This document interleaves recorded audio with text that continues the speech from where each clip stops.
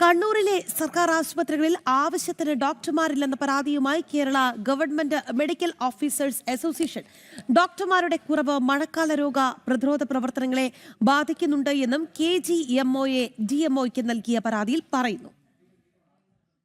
കണ്ണൂർ ജില്ലയിലെ വിവിധ സർക്കാർ ആശുപത്രികളിലായി 120ഓളം ഡോക്ടർമാരുടെ തസ്തികകൾ ഒഴിഞ്ഞുകിടക്കുന്നുണ്ട്. ഇത് പൊതുജനാരോഗ്യ സംവിധാനത്തെ ഗുരുതരമായ പ്രതിസന്ധിയിലാക്കുന്നു. മഴക്കാല രോഗങ്ങൾ പടർന്നു പിടിക്കുന്ന സാഹചര്യത്തിൽ ഡോക്ടർമാരുടെ കുറവ് സാധാരണക്കാരായ രോഗികളെയാണ് ദുരിതത്തിലാക്കുന്നത്. ഒഴിവുകൾ അടിയന്തരമായി നികത്തിയില്ലെങ്കിൽ ശക്തമായ പ്രക്ഷോഭത്തിലേക്ക് കടക്കുമെന്ന് Kerala government medical officers association ജില്ലാ കമ്മിറ്റി പറഞ്ഞു. ഇത് സൂചിപ്പിച്ച് KGMOയെ DMOയ്ക്ക് കത്തും നൽകി. ജില്ലയിലെ ആശുപത്രികളുടെ ലിസ്റ്റ് അടക്കമാണ് പരാതി നൽകിയിരിക്കുന്നത്. തസ്തികകൾ നികത്താത്തത് നിലവിലുള്ള ഡോക്ടർമാരുടെ ജോലിഭാരം അമിതമായി വർദ്ധിപ്പിക്കുന്നു.